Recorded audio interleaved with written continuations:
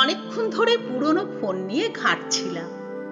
বিরক্ত হয়ে স্ত্রী বললেন, এবার রাখো, তোমার মেয়ে খাবার নিয়ে তখন থেকে বসে আছে, কিছু খেতে চাইছে না, একটু দেখো।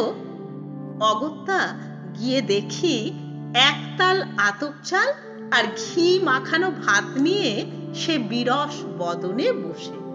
খুব রাগ হলো তার মা এবং আমার নিজের মায়ের প্রতি। সত্যি তো, এমন বিস্বাদ খাবার খেতে কেন যে জোর করে। মাথায় হাত বুলিয়ে দিয়ে বললাম, মারে, দুটো খা, অন্তত আমার কথা ভেবে। মন্ত্রের মতো কাজ হলো। টলটল চোখে সে বলল, বাবা, খাচ্ছি, কিন্তু আমার একটি চাওয়া আছে তোমার কাছে, দেবে? কোন বাবা তার সন্তানকে না দিয়ে পারে?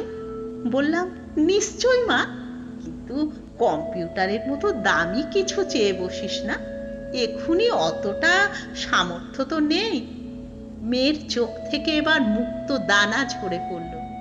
আমি কি তোমায় বিব্রত করতে পারি? প্রশ্ন সে দৃষ্টিতে। আমি লজ্জিত হলাম।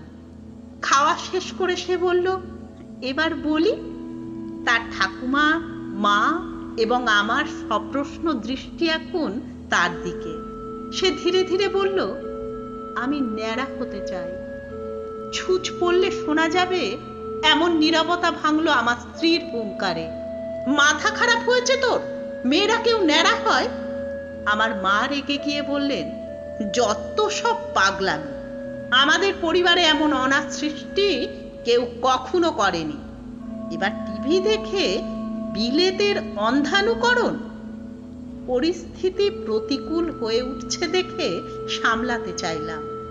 মারে, তোর অমন গোছা ভরা সুন্দর চুলগুলো কেটে ফেলবি? কিন্তু কেন?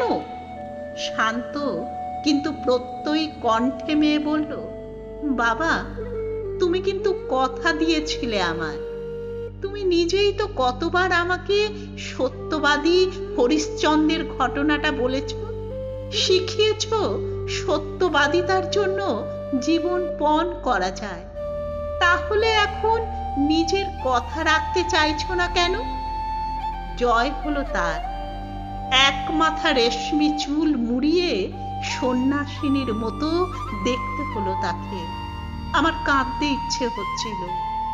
তার ঠাকুমা, মা তো কথা বলাই ছেড়ে দিল আমার সঙ্গে মেয়ের এমন বিচিত্র আবদারে তাল দেবার জন্য। প্রতিদিনকার মতো তাকে স্কুলে ছাড়তে গেলাম। আমার আদরের ন্যাড়া মাথা স্কুলের গেটের দিকে এগোচ্ছে।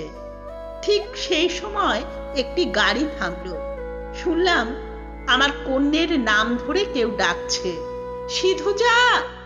মেয়ে থমকালো। তার মুখে অনাবিল হাসি। দেখলাম গাড়ি থেকে নামলেন এক ভদ্রমহিলা আর ছোট্ট একটি ছেলে। তার মাথাটিও ন্যাড়া। আমি ভাবলাম, সিধুজা তবে একা নয়, এটাই নতুন ফ্যাশন। অচিরেই আমার ভুল ভাঙালেন ছেলেটির মা। বললেন, বিরলতম অনুভূতি প্রবণ আপনার মেয়ে। গত সপ্তাহে আমাদের বাড়ি এসেছিল আমার ছেলেকে দেখতে। ওর কেমোথেরাপি চলছে, ফলে সব চুল ঝরে গেছে। স্কুলে গেলে পাছে বন্ধুরা পেছনে লাগে, তাই আসতে রাজি হচ্ছিল না। তা শুনে আপনার মেয়ে সিধুজা তখনই বলেছিল স্কুলে আসতে। মাথার চুল না থাকার কারণে পেছনে কেউ লাগবে না। এখন বুঝলাম সমাধানটা। স্কুলের সেরা ছাত্রী নিজেই যদি মুন্ডিত মস্তক হয়, আমার ছেলেকে কে আর রাগাবে? আমি নির্বাক। দেখলাম আমার সিধুজা, মহাপ্রাণ সিধুজা, তার বন্ধুর হাতটি ধরে গেট পেরোল। মাথা থেকে তার পদপ্রান্তে এসে আমার দৃষ্টি ঝাপসা হলো।